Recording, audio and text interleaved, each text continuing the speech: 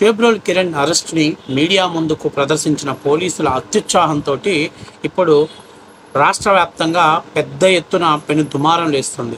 Social media వేదికగా police వ్యవస్థ పైన దుమ్మెత్తి పోస్తున్నారు. అంతేకాకుండా ఇది చేతగాని ప్రభుత్వం అంటూ ప్రభుత్వం మీద కూడా విమర్శలు వెల్లువెత్తడంతో ఇక రాష్ట్ర ప్రభుత్వం దాని మీద దిద్దుబాటు చర్యల్ని చేపట్టింది. అందులో ముఖ్యంగా చేబ్రోలు కిరణ్ని ఒక రకంగా ట్రీట్ చేస్తారా, గోరెంట్ల మాధవ్ని మరొక రకంగా ట్రీట్ చేస్తారా అంటూ పెద్ద ఎత్తున నెటిజన్స్ ఆగ్రహాన్ని వ్యక్తం చేశారు.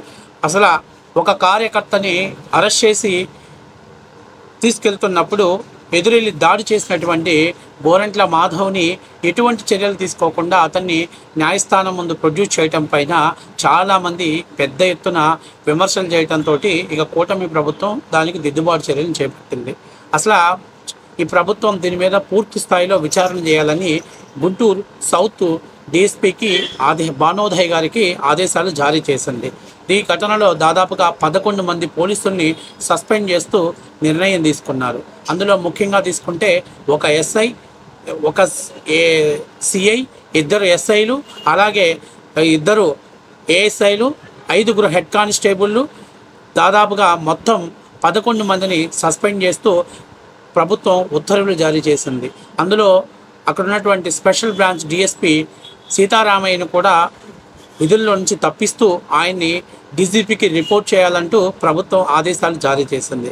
అసలు ఏంటి ఇంత పెద్ద ఎత్తున దుమారం లేపడానికి కారణం ఏంటంటే వైఎస్ భారతి గారి మీద అనుచిత వ్యాఖ్యలు చేసినటువంటి చేబ్రోలు కిరణ్ని అరెస్ట్ చేసి పోలీసులు తీసుకొస్తున్నారు. కానీ ఈ సమాచారాన్ని గోరెంట్ల మాధవ్కి ఎవరో ఒక పోలీసులో ఒక ఇన్ఫార్మర్ పలానా రూట్లో వస్తున్నారు అని తెలియజెప్పడంతో గోరెంట్ల మాధవ్ అక్కడికి వెళ్ళి పెద్ద ఎత్తున హల్చల్ చేయటం, పోలీసుల సమక్షంలోనే చేబ్రోలు కిరణ్ మీద దాడి చేయటం, అట్లాగే పోలీసుల విధులు ఆటంకం కల్పించటం, అట్లాగే పోలీసుల కాన్వాయ్కి అడ్డు తొలగకుండా అడ్డుగా పెట్టడం, అట్లాగే కావాలనే కాన్వాయ్ని అతను అంటే పోలీసులు ముందుగా ఉన్నటువంటి కాన్వాయ్ సైడ్ ఇవ్వకుండా కావాలనే పోలీసులను ఇబ్బంది పెట్టడం, ఇవన్నిటి కారణాలు అంటే విధుల్లో ఉన్నటువంటి పోలీసులకు ఆటంకం కల్పిస్తున్నాడంటూ ఎట్లాగో సేమ్ గోరెంట్ల మాధవ్ గారి మీద కూడా కేసు నమోదైంది. కేసు నమోదైన తర్వాత కిరణ్ తీసుకెళ్ళి ఏదైతే ఎస్పీ ఉన్నారో ఎస్పీ గారి సమక్షంలో మీడియా ముందుకు హాజరుపరిచే ముందు ఆయన ముసుక్కి ఒక నల్ల కవర్ తగిలించారు. ఆ కవర్ తగిలించడం అంటే డస్ట్బిన్కు వాడేటువంటి కవర్ తగిలించడంతో మొత్తం తెలుగుదేశం పార్టీ శ్రేణులు పెద్ద ఎత్తున తెలుగుదేశం పార్టీని టార్గెట్ చేస్తూ సోషల్ మీడియా వేదికగా దుమ్మెత్తిపోశారు.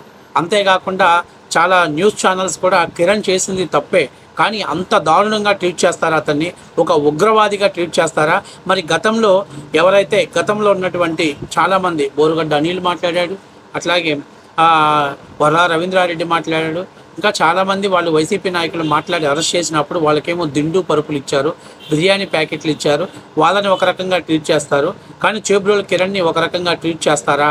అలాగే ఇదే కేసులో అరెస్ట్ అయినటువంటి గోరెంట్ల మాధవ్ని పోలీసులు మీడియా సమక్షానికి ప్రవేశపెట్టేటప్పుడు గోరెంట్ల మాధవ్ మాట్లాడినటువంటి వీడియో పెద్ద ఎత్తున వైరల్ అయింది. అందులో ఆయన ఏమంటాడంటే, నన్ను కొట్టారు, మరి మొత్తం మీద చెత్తరేక కొట్టాడని ఒప్పుకున్నాడు. ఆయన నా మీద భౌతికంగా దాడి చేసిన నేను పట్టించుకోలేదు, నేను దేశానికి ఒక ఎంపీగా సేవలు చేసి వెలగబెట్టాను, అంతకుముందు నేను ఒక పోలీస్ వ్యవస్థలో ఉన్నటువంటి వ్యక్తిని, నన్ను ముసుకేసి మీడియా ముందుకు తీసుకొస్తారా, ఖబర్దార్ అంటూ ఆయన మాట్లాడటంతో పోలీసులు ఒక రకంగా ఆయనకి భయపడ్డారనేది వాస్తవ విషయం. ఆయన అయితే ఈయన్ని మీడియా ముందుకు అంటే మిగిలినటువంటి 5 కవర్లు వేసి మీడియా ముందుకు తీసుకొచ్చిన గోరెంట్ల మాధవ్ని పోలీస్ వాహనంలో వచ్చిన వ్యక్తి డైరెక్ట్గా కోర్టు న్యాయమూర్తి ముందు ప్రొడ్యూస్ చేయడం జరిగింది. సో దీని మీద పెద్ద ఎత్తున దుమారం లేపింది.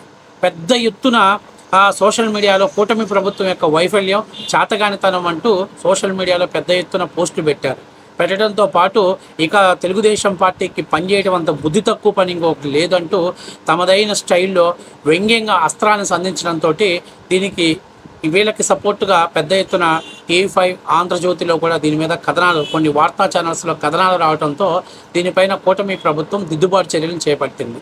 ఎవరైతే విధి నిర్వహణలో అలసత్వం వహించారో వాళ్ళందరినీ కూడా సస్పెండ్ చేస్తున్నట్టు కూటమి ప్రభుత్వం నిర్ణయం తీసుకుంది. అంతేగాక దీని మీద సమగ్ర దర్యాప్తు చేయాలని చెప్పేసి ఒక విచారణ కమిటీని ఏర్పాటు చేశారు. ఈ విచారణ కమిటీలో గోరంట్ల మాధవ్ పోలీస్ కస్టడీలో ఉన్నప్పుడు ఫోన్ మాట్లాడుతున్నా కూడా ఎవ్వరూ అబ్జెక్షన్ చెప్పలే. ఏదైతే అతనికి జీజీహెచ్లో ట్రీట్మెంట్ వైద్య పరీక్షల నిమిత్తం తీసుకెళ్ళినప్పుడు అతను ఫోన్ మాట్లాడుతున్నా కూడా ఎవరు కూడా ఇది తప్పు, కస్టడీలో ఉన్నటువంటి వ్యక్తి అధికారుల పర్మిషన్ లేకుండా ఫోన్ మాట్లాడకూడదు అనేటువంటి రూల్స్ని బ్రేక్ చేసినా ఎవరు పట్టించుకోలేదు. అంతేకాకుండా ఆ ఫోన్ కాల్ మాట్లాడటంతో పెద్ద ఎత్తున నాయకులు అక్కడికి రావటం, అంటే పోలీసులు కూడా చూసి చూడనట్టుగా వ్యవహరించడంతో ఒక న్యూసెన్స్ని క్రియేట్ చేసేయడం జరిగింది. అంటే అధికారుల అలసత్వంగానే అతను ఫోన్ కాల్ మాట్లాడాడని తెలిసిపోయింది ఒకటి. రెండవది, అసలు కిరణ్ మీద దాడి చేయాలనుకున్న గోరంట్ల మాధవ్కి కిరణ్ని అరెస్ట్ చేసి ఎట్లా తీసుకొస్తున్నారనే రూటుని ఎవరు చెప్పారు, ఎవరు దాన్ని లీక్ చేశారు అనే దాని మీద రెండింటి మీద కూడా పూర్తి స్థాయిలో పోలీసు దర్యాప్తు సాగించాలని చెప్పేసి నిర్ణయం తీసుకున్నారు. అంతేకాకుండా మీడియా ముందుకు వచ్చేటప్పుడు మనోడు కవర్ తొడుక్కొని మీడియా ముందుకు రావటం నిరాకరించడం పోలీసులు కూడా మాధవన్ ఒక్కడిని వదిలేసి మిగిలినటువంటి వ్యక్తులు మాత్రమే మీడియా ముందు పొందపరచడం పైన కూడా పోలీసులు అసలు ఎందుకు ఈ చర్యకు దిగారో దాని మీద కూడా పూర్తి స్థాయిలో విచారణ చేయాలని చెప్పేసి పోలీసుల పైన ఆదేశాలు ఇవ్వడం జరిగింది. అంతేకాకుండా అసలు గోరంట్ల మాధవ్ పోలీసులతో దురుసుగా ప్రవర్తిస్తున్నా ఎందుకు మీరు మిన్నుకుండిపోయారు, సైలెంట్గా ఉన్నారు, అతను ఆ రకంగా రెచ్చిపోయి మాట్లాడుతున్నా మీరు ఎందుకు సైలెంట్గా ఉన్నారు, దానికి కూడా వివరణ ఇవ్వాలని చెప్పేసి పోలీసుల్ని ప్రభుత్వం పూర్తి స్థాయిలో సమగ్ర దర్యాప్తు జరిపించాలని వాళ్ళకి ఆదేశాలు ఇవ్వడం జరిగింది. అంతేకాకుండా గోరంట్ల మాధవ్ ఏదైతే చాలా పెద్ద ఎలిగేషన్స్ చేస్తున్నాడు, ఏమని నన్ను కొట్టారు అని చెప్పేసి మాట్లాడుతున్నాడు.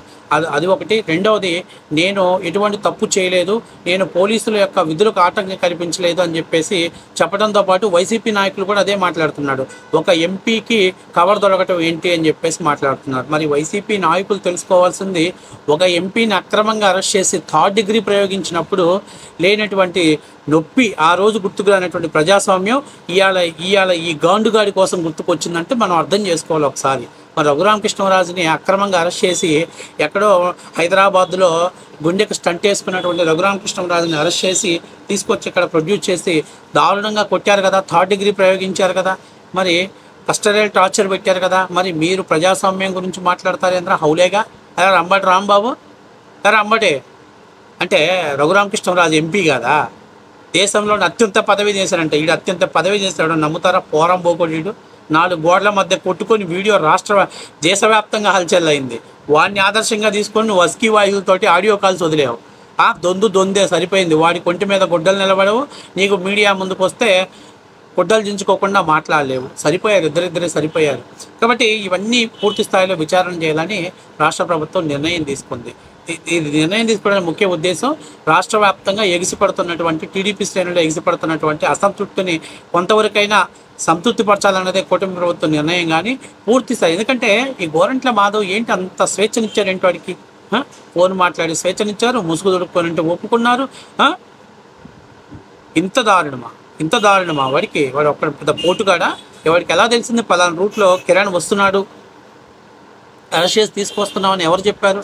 ఆ ఇన్ఫార్మర్ ఎవరు అనేటువంటిది. అట్లాగే అక్కడ ఏదైతే హాస్పిటల్ దగ్గర వైద్య నిమిత్తం అతన్ని హాస్పిటల్ తీసుకెళ్ళినప్పుడు అతను మాట్లాడినటువంటి కోర్టు మాట్లాడాడు కదా, దానికి సంబంధించిన సీసీ ఫుటేజ్లు కూడా ప్రస్తుతం ప్రభుత్వం కలెక్ట్ చేయాలని చెప్పేసి ఆదేశాలు ఇవ్వడం జరిగింది.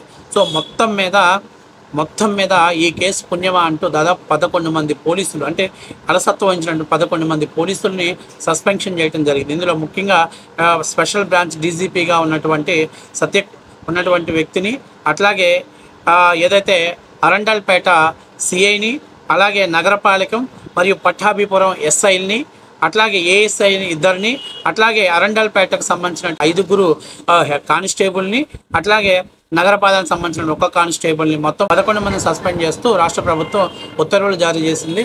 పూర్తి స్థాయిలో విచారణ జరిగిన తర్వాత అసలు ఏంటి అనేది పూర్తి వివరాలు తెలుసుకోవాలని కూడా రాష్ట్ర ప్రభుత్వం పూర్తి స్థాయిలో ఆదేశించడం జరిగింది.